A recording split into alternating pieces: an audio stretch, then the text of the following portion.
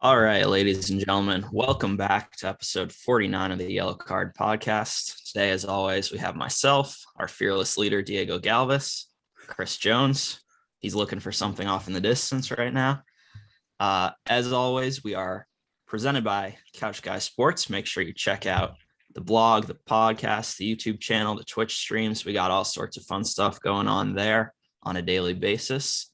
And of course, as well, a big thank you to our sponsors, Exogun. You can use code CGS10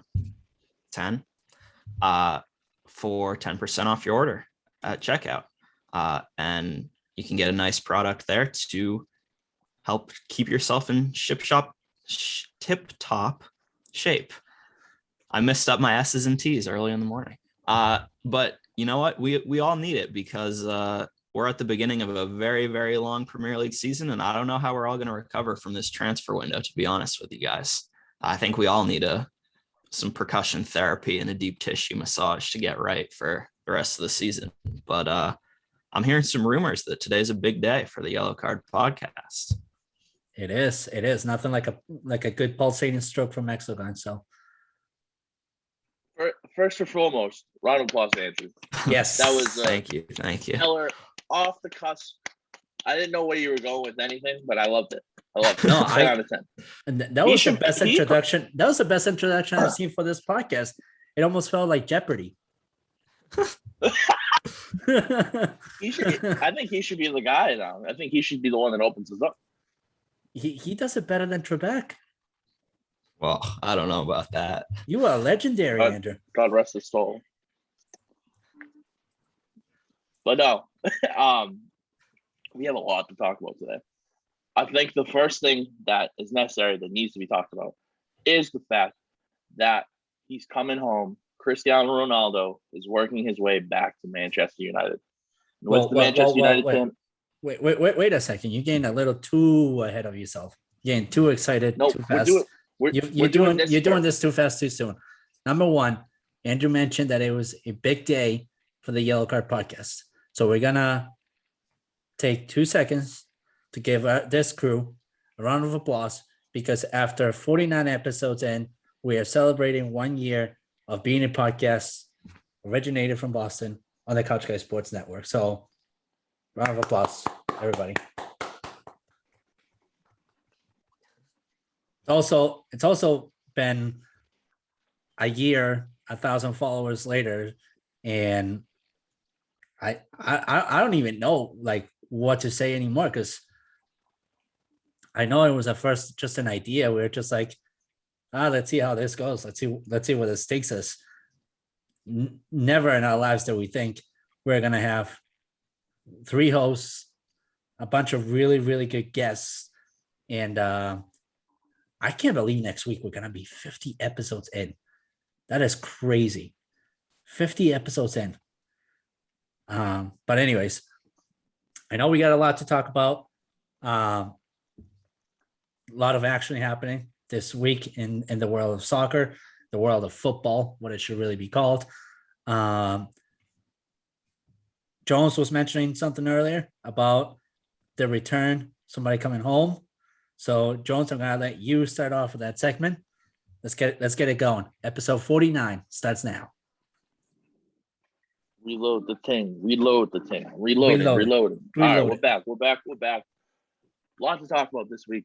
Again, big shout out to Couch Guy Sports who gave us the chance a year ago today to start covering soccer. And boy, what a ride it's been. This time around, year two, we have had probably one of the best transfer windows of all time. We've seen the transfer window where a month ago, guys like Lionel Messi and Cristiano Ronaldo were staying put. Now, Messi went to PSG. Ronaldo works his way to Manchester United. He's back home in Old Trafford. We have a Manchester United fan here texting me about how he was crying yesterday at one point.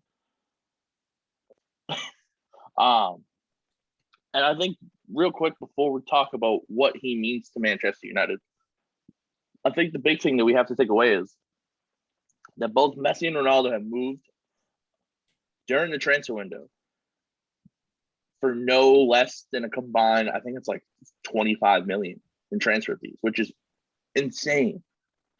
So I'm gonna let the Manchester United guy go first, just because this is his team, and then we'll let the teams like myself and Andrew discuss why we either A, don't like it for us, B, what it means for Manchester United on the outside looking in, and C, what potential could this team actually have now this year, now that they have a bona fide world-class striker like Cristiano Ronaldo. So Diego, the floor is yours. Sure. So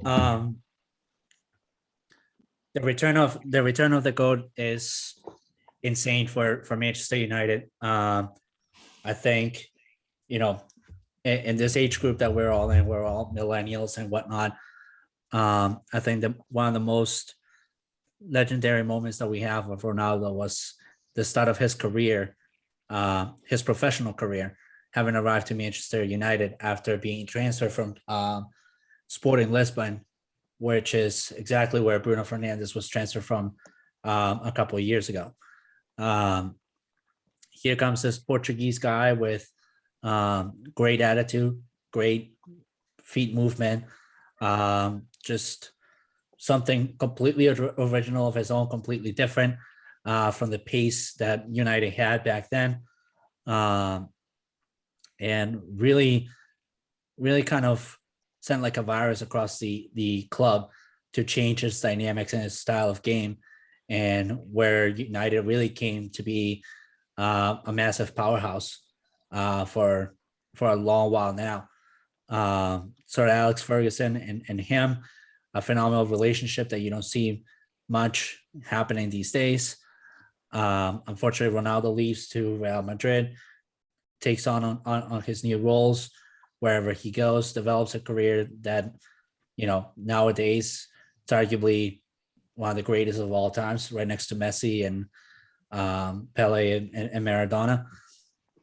And for a while now, it seemed like he had been very unhappy with Juventus being there. He just wasn't feeling the ideas behind it. No disrespect to the club, because he wrote a very nice farewell message yesterday to Juventus. He is a guy that when he comes into the pitch, he gives it all day in and day out. In fact, he's never pleased with his performances. And that's exactly what you kind of needed right now in Manchester United. This is a core of guys that also grew up watching this guy develop so well in Manchester United, and to people like Jadon Sancho, Marcus Rashford, Raphael Varane, Harry Maguire, heck, even David De Gea. He's been inspirational to all those guys. He played with David De Gea probably towards the latter part of his career with Manchester United. Ole Gunnar Solskjaer and him had a good relationship towards, I think towards the closing end of his career as well with Manchester United. This is more than just a return of somebody to Manchester United. This is an epic moment for the club. The fact that it didn't compromise us losing somebody like Paul Pogba or Mason Greenwood or Marcus Rashford in order to get his talent from Juventus to here. It's a huge sign for us. Speaking of returns of people to the club, this is the second guy that has returned to the club. Paul Pogba returned to the club from Juventus, having been at Manchester United first, and then having gone elsewhere to do his career, then come back to United. Now Ronaldo as well. So it's a great feeling. I think what now is really the mindset is, okay, you have a phenomenal team, because you do on hand, on paper, however shape or form you want to look at it, up and down this roster, this is an incredible roster. Now the main thing is Solskjaer doesn't have any more excuses. Either develop a deep enough game or this just isn't a club for you to manage. I think Solskjaer has proven us that he can do it. Now, with the leadership of somebody who has had the experience of taking United to Champions League titles, Premier League titles, FA Cup titles, and all that stuff, this just adds up to his resume to be able to help this team put it all together and have a really good campaign in 21-22. So it's exciting. Now I just wonder, what number will he wear for Manchester United? That's really all I wonder now. All right. Let's get the Everton point of view here. Mr. Everton or Magic, what are your thoughts on Cristiano Ronaldo back in Old Trafford? I mean, on the pitch, it's certainly a pretty frightening prospect. I mean, I know that Rashford is out for a little while longer at this point, but a front three of Marcus Rashford, Cristiano Ronaldo, and Jadon Sancho is up there with the best front threes in the league without a doubt. I think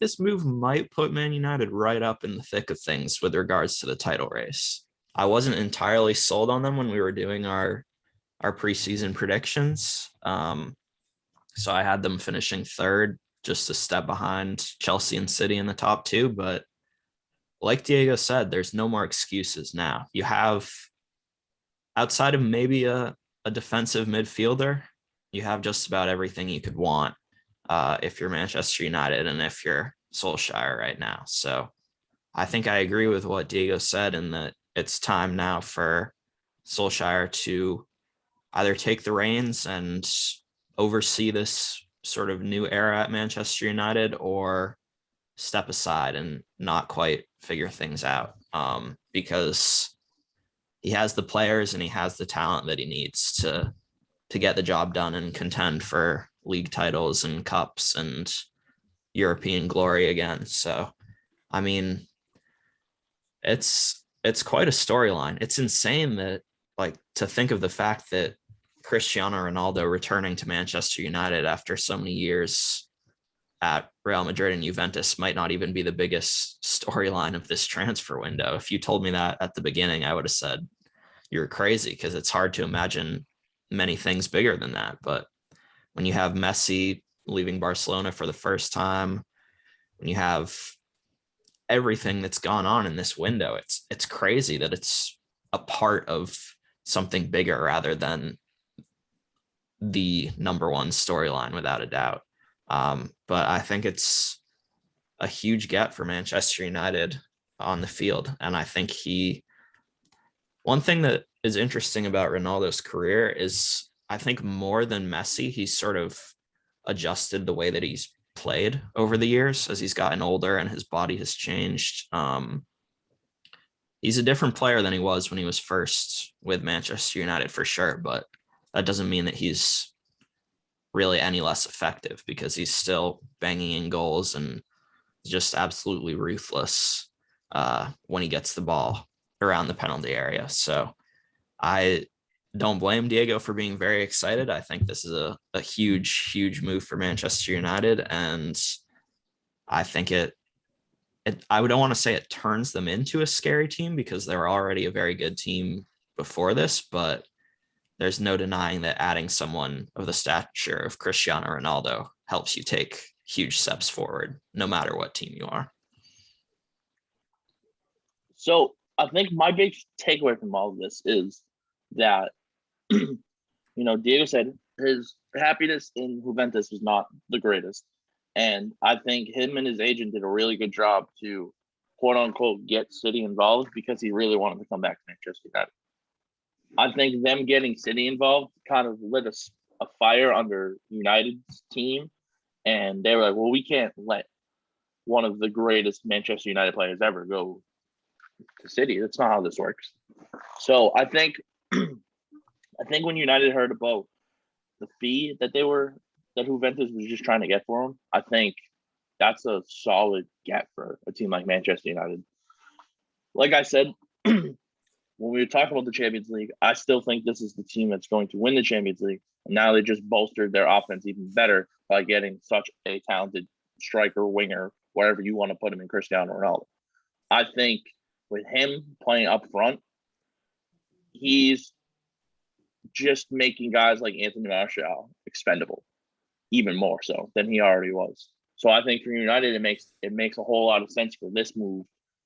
And I think, again, they're going to be in the talks for the Premier League title again this year. But at the same time, I think their focus is going to be too much on the Champions League, which we're going to talk about literally right after this. And I think that if you look at it as a whole, I do see United being a lot better than people think now because getting a guy like this. I think their big thing is if they can add, before the transfer window ends, if they can add a rock solid center defensive mid, excuse me, they can add a rock solid guy to play their center defensive midfield, I think they would be the team to beat easily. I think that's just their one weak spot in their lineup right now. I mean, it is and it isn't, because we still have yet to see how Rafael Varane performs with United. He's a great center back. He's had a phenomenal track record with Real Madrid and whatnot. We just need to see what combination works better. Maybe Varane and Lindelof, or maybe Varane and Maguire. Maybe even Varane and Bailly, for all we know. But I agree with you. The center back position is still something that is not quite figured out at United. To be quite frankly honest with you, it barely ever was. Even when back in the day when we had Rio Ferdinand, that defense was really made thanks to Gary Neville. Rio Ferdinand was solid in the center, but it was Gary Neville that was shutting down the left wing attack left and right. The defense for United has never been something that's been their trademark. I wasn't even really talking about their back four. I was talking about in Ole's formation where you have guys like Fred and McTominay that are playing that line right before they get back into the front four. I'm talking like that aspect. I think from now on, you just see a lot of McTominay. But say for me personally, Fred just doesn't move the needle. McTominay, I think overall is better and can help you guys in a bigger way. But if you were to get a potential another name just to kind of counteract McTominay rather than having to rely on Fred, who in certain situations just goes balls to the wall and gets himself in trouble all the time, I think you guys will be fine. I'm not really worried. Trust me, to all the Manchester United fans out there, including the new ones starting as of 2021, this is a good signing for you, and be ready because this team's going to be loaded and ready to go. All right, let's move on to the UCL Champions League. We got the draw the other day, which was dragged out to max capacity. By the way, I want that on the record. It was horrendously drawn out. Champions League is out. So what we're going to do is we're going to talk about each group. And we're going to talk about where we think each group finishes up. So the first group is Group A, which boy, there are two heavyweights in that group, and I can't wait for both of them. So the first team on it is Manchester City. Then you got PSG. So we're going to see City versus PSG twice in the group stage from September to December, which is fantastic to think about. Then you got RB Leipzig and you got Club Brugge. I'm going to start with Andrew here. Andrew, give me your Group A, how you think they play out. Okay. Yeah, I think that City PSG matchup is probably the marquee one in the group stage for sure. I'm going to go with Man City number 1 in this group, winning this group, PSG 2, RB Leipzig 3, and then Club Brugge 4. Shout out to Tejan Buchanan, by the way, moving to Club Brugge in January. Big move for the Revs winger. But yeah, I see them finishing 4th in this group, personally. All right. Diego? All right. So I see Paris Saint-Germain first. Man City second. Leipzig third, and Club Brugge fourth. Although I wouldn't be surprised because it's RB Leipzig and they have been real good at doing these. If RB Leipzig becomes a problem in this group and can potentially knock down Manchester City to third.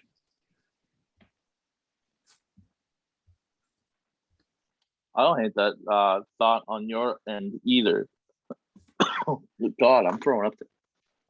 But literally, my group A is the same as Diego. I think PSG, they're too talented from top to bottom. I think they're going to get the best of City here in both of these matches. So I think PSG, I think City, RB Leipzig, and Club Brugge for the moment. Moving on to Group B. Group B, in my opinion, is the group of death. I don't know what you guys' thoughts are, but I think this is probably one of the toughest groups in the group stage. Yeah. So I agree. 4 teams in Group B. We have Atletico Madrid, we have Liverpool, we have Porto, and we have AC Milan. So, fellas, I'll start with Diego. Diego, give me your 1 through 4 here. Sure. I'm gonna go with Liverpool first, Milan second, Atletico third, and Porto fourth.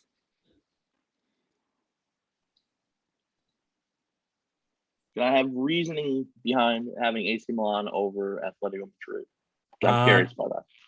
Yeah, so I think AC Milan this year lined up themselves to be a very good powerhouse in the Italian league. The addition of Oliver Giroud at forward is a huge addition for their squad. They're full of youth, experience. They're go-getters. They've been very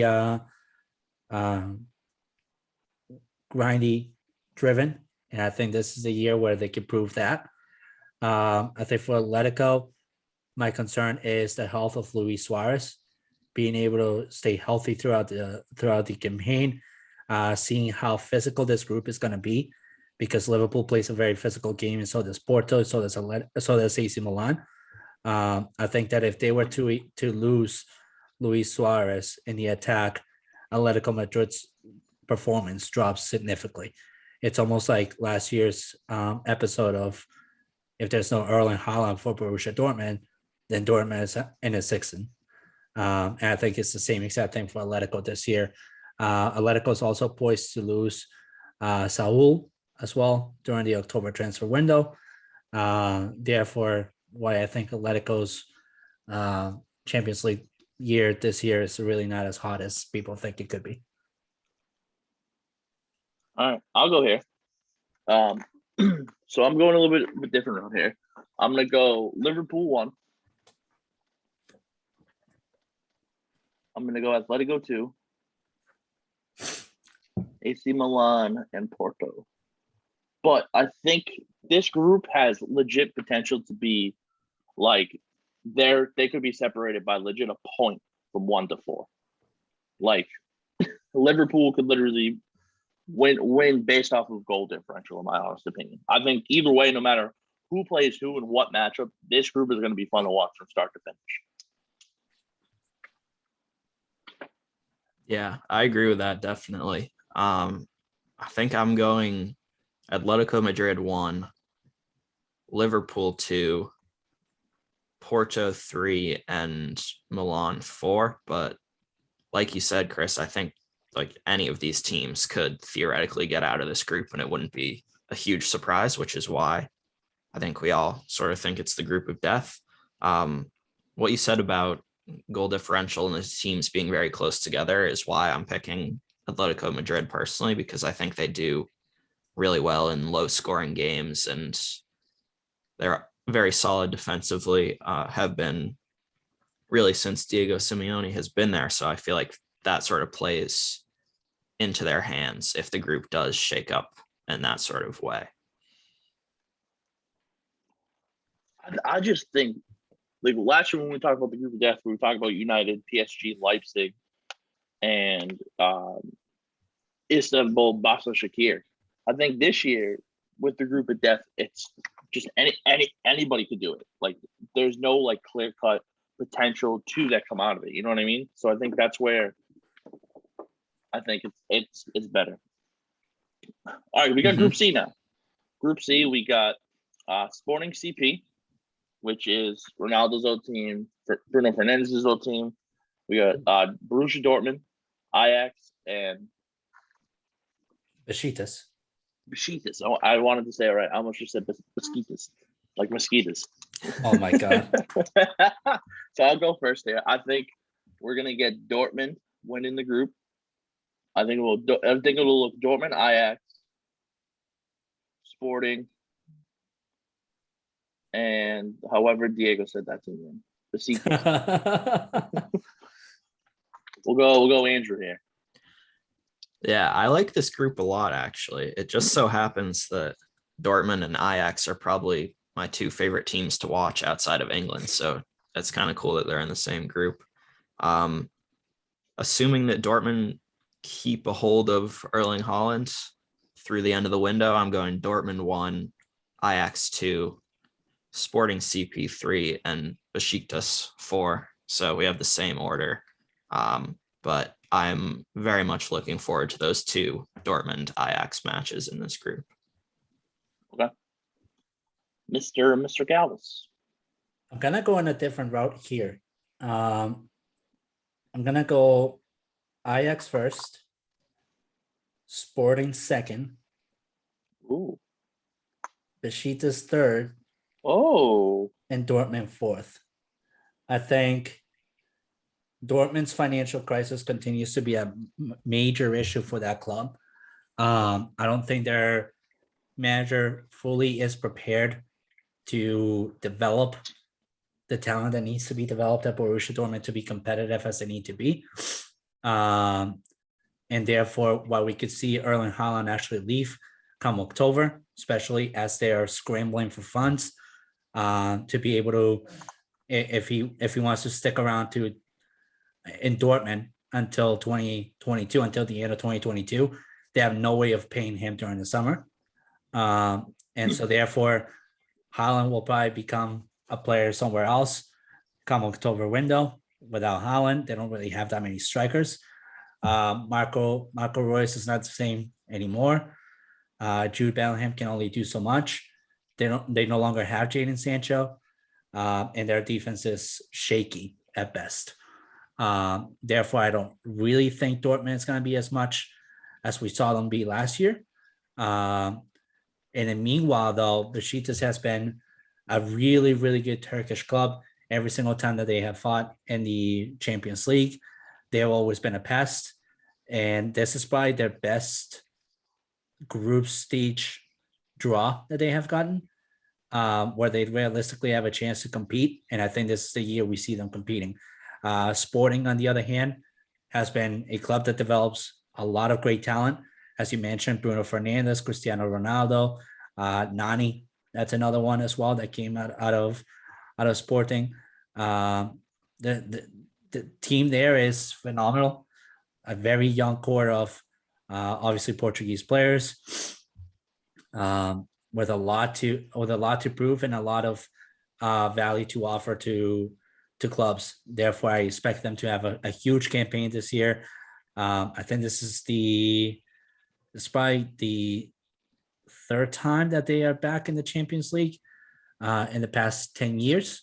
So it would be very interesting to see them advance to the group stages, and I think that they can do it. Okay.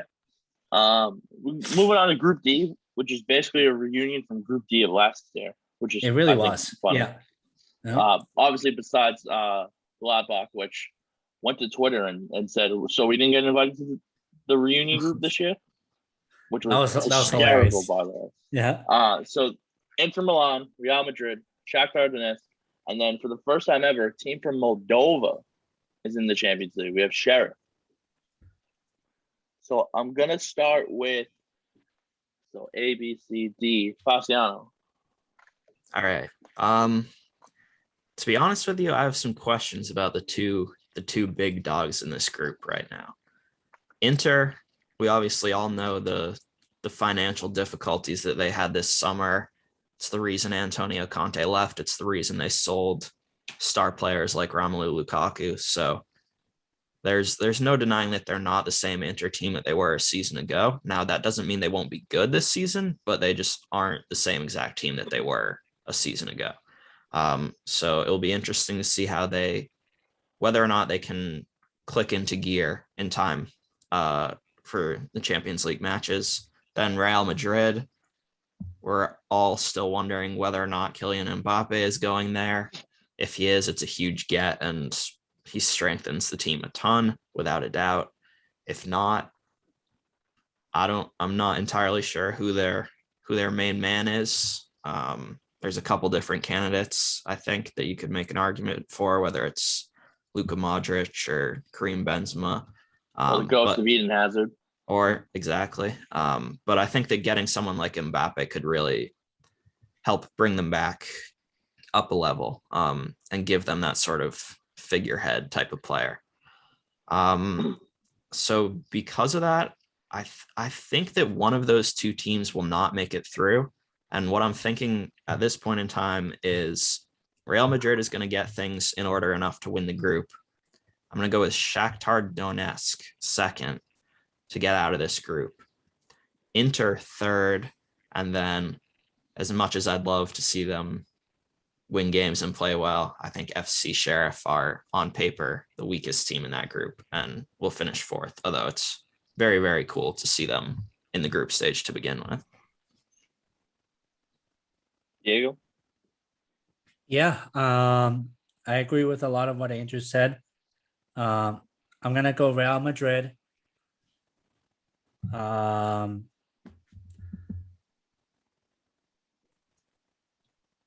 going to go Shakhtar Donetsk as well. Yeah, I'm going to go Inter and then Sheriff as well. Now, right before we started to do this, I said to myself, I can't wait for Group E because I'm going to be so different than what I do. And guess what? I'm not different because my co-host fucking agree with me. So Real Madrid kicking it off, Shakhtar Donetsk, we saw what they could do last year in the Champions League, especially against a team like Real Madrid when they were down a lot of guys due to COVID. Inter Milan, in the Champions League, Inter Milan just doesn't ever take that step forward. And I think that's, again, more of the same that we see this year. And we'll see how bad their offense is going to need Romelu Lukaku in situations like this. And then obviously Sheriff from Moldova. Hopefully we see them back here soon again. All right, let's move into Group E. Bayern Munich, Barcelona, Benfica, Dynamo Kiev. Start with Diego here. All right. I'm going to go Barcelona first. Benfica second. Whoa. Bayern third. Jesus Christ. And Dynamo Kiev. I think for Bayern, there's two things that I'm concerned about. Robert Lewandowski has already requested a trade out of Bayern. He's not happy there anymore, and he wants a different challenge. Thomas Müller is not the same Thomas Müller anymore. He's aging faster, and he's not the same on the field as he has been. In terms of forwards for Bayern, the only forward that is somewhat of a threat, it's Choupo-Moting, and he wasn't much of a threat anymore at PSG when they traded him. If Lewandowski does leave and he's traded by this October window, I don't think Bayern is going to be as much of a powerhouse as they have been. If he doesn't get traded, I can definitely see Bayern being second. But I think the big factor of that, if with Lewandowski, comes to be a big problem for the clubhouse, and therefore why Bayern could be on a rebuild year this year and then kick it back up to second gear next year when they come back into the Champions League action of things, because I don't think in that Bundesliga there's any other clubs that really do challenge for the trophy as much as Bayern Munich or Borussia Dortmund do. Benfica, on the other hand, they are a really good Portuguese team, man. They did a really good campaign last year, proved to the Portuguese league to be there. They were Porto's probably biggest threat during the whole entire year. And they're just sneaky good. I wouldn't sleep on them. I said it last year that Porto was going to be a really good sneaky team to watch during the Champions League. They became pests to a lot of really good mega powers in the Champions League. I think this year the potential sneaky good team of the whole entire Champions League is Benfica, and I'm gonna stick with them on this one. Okay. I'm going in a little bit different direction just because. Yeah. I'm going Bayern Munich 1, Barca 2, Benfica 3, Dynamo Kiev 4. I think for Champions League purposes, I think this just having the name Barcelona automatically helps. I think Bayern. I think you're not giving Bayern enough credit. I know, when you lose your head coach, so he can go be the coach of the national team, you bring in a guy like Julian Nagelsmann. Obviously, it hasn't set in right away, but I think we're seeing guys like Serge Gnabry look real good. We're seeing, they still got Manuel Neuer, who's probably one of the best goaltenders in the world. Their midfield game is, like you said, like they're good. Like Thomas Müller is getting a little bit older, but at the same time, I think this team still has enough, especially in this group. I think Benfica will be a pest, but I think they'll be a pest enough where they fight Barcelona for that 2 spot and still end up going back to the Europa League. And I think they'll be a very tough team to beat in the Europa League. Yeah, I'm approaching this group with a very similar thought process to what Chris said. I see Bayern winning the group fairly comfortably. I personally don't think Robert Lewandowski is going anywhere. I can't really see that happening, although I know that he did, like you said, Diego, put in a transfer request, and there's been talk about that. I think Barcelona maybe will start a little bit slow in this group and have some difficulty finishing second, but I think they will do so in the end. And then I see Benfica third, potentially challenging Barcelona all the way to the end of the group. And then Dynamo Kiev, I think, will finish fourth in this one. Nothing would be better for Andrew's sake than Ronald Koeman struggling to manage at any level. I'm always okay with that happening. All right, let's move on to Group F. This one, I'm excited for this group. This was probably my second favorite group they put together.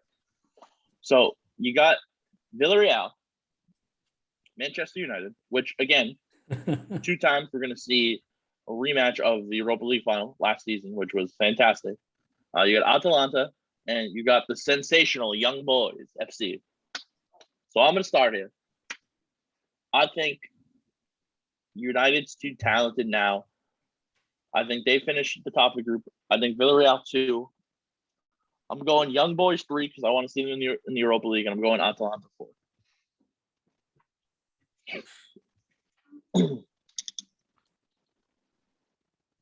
Is it me Tatiana, sorry. Okay. Yeah, Tatiana, go right ahead. There's an order to this. Come on.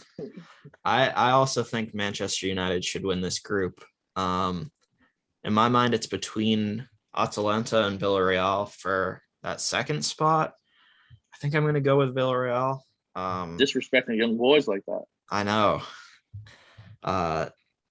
And yeah, then I'll put Atalanta 3, Young Boys 4, although you can't not root for them with such an excellent name.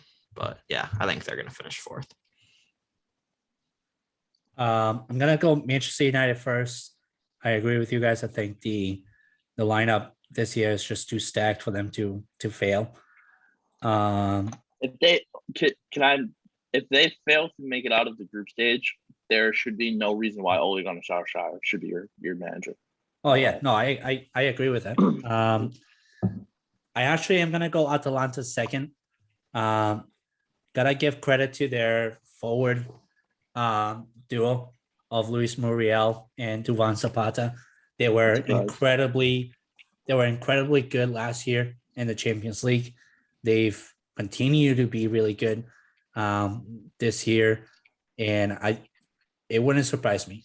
Villarreal, I want to see them second, but the problem that I have with Villarreal is Unai Emery himself. He has these seasons with teams where there is one really good year of management, and there is about 2 to 3 of just his anger getting to him when things don't go right. And this is one of those groups that is very challenging, where for any of these clubs, things might not go right along the path. And should that be the case for Unai Emery, I think whatever chemistry he built last year with his team crashes and burns, and it becomes a problem for him to end up in the Europa League, which wouldn't be bad considering that they won it last year. But I just don't think it could also be one of those case scenarios where Villarreal could just completely crash and burn, and actually Young Boys goes to the Europa League and Villarreal just misses the boat. But I'm gonna go Villarreal third, and I'm gonna go Young Boys fourth. Disrespecting Young Boys, man. God damn. All right, move on to Group G. We got the Ligue 1 winners from last season, Lille. We got Sevilla, we got Salzburg, and we have Wolfsburg. Bastian. I gave you such a group to start on. Yeah, I know. This is an interesting one. I wouldn't call it a group of death, but it's definitely another one where I don't think it would necessarily be a huge shock if any of these 4 teams advanced. I personally think Sevilla will win this group. I think on paper they're the best team in the group. Number 2, I'm gonna go with RB Salzburg, led by Brendan Aronson. I think they'll have a decent Champions League group stage in advance. I think Wolfsburg will finish third. I know Lille had a good season last year, but I'm not really sold on them, to be honest. If I recall correctly, I don't think they performed too well in Europe last season either. So I think they're going to finish fourth in this group. But Sevilla and Salzburg to finish first and second in advance. You think Lille is going to finish last in the group? Yeah. Wolfsburg third and Lille fourth. All right. Diego? Give me just 1 second here. Why don't you go? Because I got. You want me to go? Yeah, I gotta look into something. Get a brain fart? Yeah. All right. So my number 1 in the group is obviously Sevilla again. I agree with Andrew here. I think they're the better team out of everything that's going on right now in this group. I think Wolfsburg is going to finish 2. I think we've seen them slowly turn into a solid team overall, and I think in this group, they're the second best team in this group, and I think they finish that way. I think Lille is going to be 3, and then Salzburg 4. All right. I'm going to go with Sevilla first, Lille second, Wolfsburg, and then Salzburg. I like how all over the place you are with this group. Yeah, it's a tough one to call. Well, with Lille, you just simply can't forget about Bamba. You can't forget about their forwards, Yilmaz and David. Like they're really good. They still have what's his face? Yeah, Fonte on there, who is a really good center back. I think they still have Renato Sanchez as part of the lineup, which Renato Sanchez, as it is, he was incredible in the Euro 2020, and the level of performance that he's been at is just been amazing. For whatever reason, I thought they had Victor Osimhen still on that team. No, they do not. No, he's playing in Napoli. Yep. Okay. All right. moving to Group H. We have Chelsea, the reigning winners of the Champions League. We have Juventus, we have Zenit, and we have Malmo from Norway. Sweden. Oh, Sweden. That's right. Yeah. Diego, I'm gonna let you start here. I mean, this is easy. It's gonna go Chelsea, Juventus, Malmo, and Zenit, or Zenit, however you call them. Then Chelsea just got the easiest group of the whole entire Champions League, to be honest with you. You going Malmo over Zenit? Yes. Well, I'm going Zenit over Malmo for the third spot. But no, Chelsea and Juventus 1-2, Zenit, Malmo for me. Chelsea again. This is probably one of the better groups for them because you play I think Juventus is going to play them tough. Don't get me wrong. Even with losing Cristiano Ronaldo, I think Massimiliano Allegri will have this team ready. And they just picked up a new signing today. Andrew, little Yes, Moise Kean to Juventus. That's official. Moise Kean is going to be a player on Juventus now. Italia's Moist won it. That's a big ad for them up front. So I think Juventus is going to play them tough, but I think they end up in their best interest. It might be better for them to end up 2 because you might be able to get a team like Sevilla, who I think they could beat that wins the group. I think they could beat if they played like Dortmund or somebody like that who wins the group. I think they can beat them and move on. So I think it might be in their better interest to finish second in this.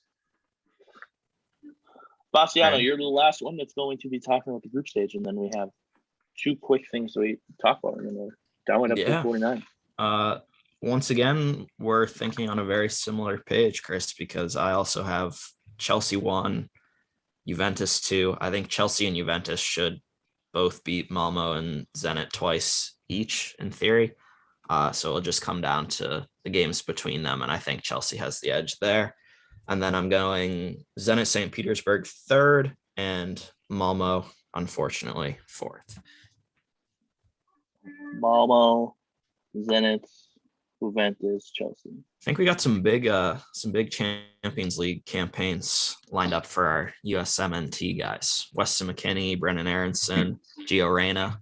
I'm excited to watch all those guys. We got some good ones overall just to look forward to. All right, let's move on to the English side of soccer. We're going to go to the Premier League. Boy, so the time we're recording Saturday morning, and in the United States, Manchester City put a shellacking on Arsenal, 5-0 final. It's for Arsenal fans. It's getting bad. There were Arsenal fans in Etihad Stadium that cheered when City scored their 4th goal. Oh my God! So they're slowly down a spiraling path. What are quick thoughts on Arsenal really quick before we dive into the games for this weekend that we're looking forward to watching? Yeah, go ahead, Diego. Thank you. I've said this. If Arteta just can't seem to get out of his own way, just look at the formation that he came out with today. It was a very stagnant formation of 5-4-1. There was no game to be developed there. All you're doing is you just put in a group there just to defend the net and hope for the best. This isn't a coach. This isn't a mindset. This isn't a strategy. This is just a joke. You also have Martin Odegaard finally in the starting lineup. Things didn't work out. Why? Because you didn't have an actual strategy here. This is a team that should have lined up at least maybe in a 4-4-2 formation, 4-3-3 formation, something creative. 5-4-1, what is it? Just here, slap some guys here and let's hope we don't get completely annihilated. 5-0, we'll take it. That's not 10-0, guys. Hope for the best. Give yourselves a round of applause. You're wasting talent in Bukayo Saka. You pissing away at Emil Smith-Rowe at his position, considering that he wasn't much of a forward this week. He wasn't much of a creative piece this week at all. Aubameyang, Yeah, you expect them to be up front, but when you got nobody creating chances to bring them up front, what are you really doing? You're playing more of a 5-5 formation and hoping for the best. And even with that 5-5 formation, you still got smoked like never before. 5-0 against a team that didn't even have didn't even bring on somebody like Rajit Maris onto the lineup. It just brought him in as a substitution. You look at their defense, they didn't even bother to bring in somebody like John Stones in there. They were just like, well, right with the usuals like Kyle Walker, Ruben Diaz, Laporte, and Cancelo, which still a really great defense, but it wasn't like they were trying to defend their back of the net because they knew that with the formation that Arsenal was coming by, they were never going to be a threat at all. They were scared. They're scared of the fact that Jack Grealish, Ferran Torres, and Gabriel Jesus was a front three. This is a team that lacks a DNA, that lacks that threat that Arsene Wenger once had for Arsenal. This is a team that is not being respected by their coach. It's just being put together some formation in there to just hope for the best and have a shit attitude when asked questions. I still think Arteta will get sacked by middle of the season. I'm hoping that the next game against Norwich City doesn't turn out to be an embarrassment for these guys, because realistically, Arsenal does have a really good team. You're looking at Tierney, you're looking at Robert Holden, Bernd Leno is a really good goalie. Martin Odegaard, Bukayo Saka, Aubameyang. Like, you have a good team. You have a piss poor manager who has no idea what to do now with the talent that he has. He has no idea what to do with it. We saw nothing of Lokonga in this match. We hardly saw Maitland-Niles. We barely saw Lacazette in there. El Neni, he really didn't have much to be involved in there. I guess maybe just to cover up the patch that Granit Xhaka left open. But other than that, I don't know. This was not a recipe for success at all for this team today. That 5-0 score is justifiable for what Arteta had in plan today, which was just go out there and do your best to defend Burn, and that was it. I mean, yeah, I think we all can agree that their start of the season, besides Brentford, was a tough draw. Yep. Brentford on the road, they played really well. Then last week with Chelsea, I thought they played Chelsea solid overall. Like, I didn't think they played bad against Chelsea. Chelsea it's just a step better than them. And then this week was just an absolute dumpster fire of a game for them. So I think with next week hosting Norwich at home, if you don't at least pick up a point in that, if you don't at least score a goal, there's no way Mikel Arteta lasts longer than that. That's the thing, though. Like, with a team like this, a team this good and this youthful, you shouldn't be having to hope that you can at least pick up a point at home against a recently promoted team. You shouldn't be. You should be well coached, and you should be aiming for 3 points at least at home. Get your first win of the season going and get back on track. That's what you should be hoping for. Yeah, I have a few thoughts on Arsenal so far. I mean, I think if you look at that back five that they played today, Kieran Tierney at left back, I like him. He's a good player. But then Kolasinac, Holding, Chambers, and Cedric Suarez, 4 of your back 5 against Man City at the Etihad. That's tough. Like, you're without Gabriel and you're without Ben White, who in theory are your 2 best center backs, probably who Arteta wants to start at center back, I would imagine. So that's, with all due respect to those players, that's a lineup that's gonna give up goals to Man City at the Etihad. All day. Yeah, exactly. And like Chris said, I think the start of their season was very tough if you think about it. The first 3 Premier League games, against Brentford, the very first game of the season against a team who's never played a Premier League match and hasn't played a top flight match in 70 odd years. There's no question that they were going to come out on fire. So I think that would have been a tough match for anyone really in the league. And then Chelsea and Man City, I think, are just both flat out better than Arsenal. So if they had played Chelsea in October and Man City in November, and those two losses are spread out a bit more, I don't think people are quite as up in arms as they are because those games were back to back. I think I've seen some people on Twitter saying Arteta should be fired already right away.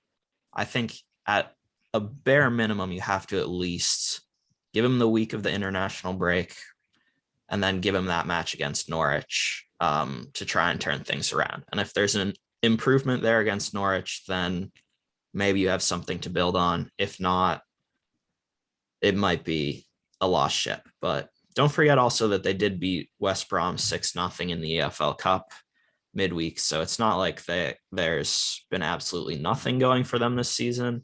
I think that they're struggling a lot right now. And the fact that they had a very, very tough start to the Premier League season didn't exactly help with that. But I think there is still time to turn it around. Obviously, only 3 games in. So I think although Arteta is under pressure and is probably on the hot seat, I think it's a little bit early to fire him right now, just because of, I think you're probably playing 2 of the 3 best teams in England and within the first 3 weeks of the season. That would be tough for any other team in the league as well. So we shall see. But yeah, not great times for Arsenal so far in the Premier League season. All right. Last thing that we're going to discuss really quick. Premier League games, match day 3. Give me some matchups that you're most excited about this weekend. All right. I'm gonna start first with Liverpool and Chelsea. It's a good clash between 2 of the top 6 that we expect them to be in the top 6 anyways this year. Would be interesting to see how the matchup between Lukaku versus Van Dijk will look like. I'm excited for that. Both of them are very physical, both very tall, both very driven for the ball. So it would be a good matchup to look forward to. The second one I'm looking forward to is this West Ham and Crystal Palace, which is actually just about taking place. West Ham has been really good. Crystal Palace, on the other hand, has had a little bit of a rough start to the season, but they seem to they at least tied against Brentford in a very tough match. I think Patrick Vieira is doing a good job so far with Crystal Palace.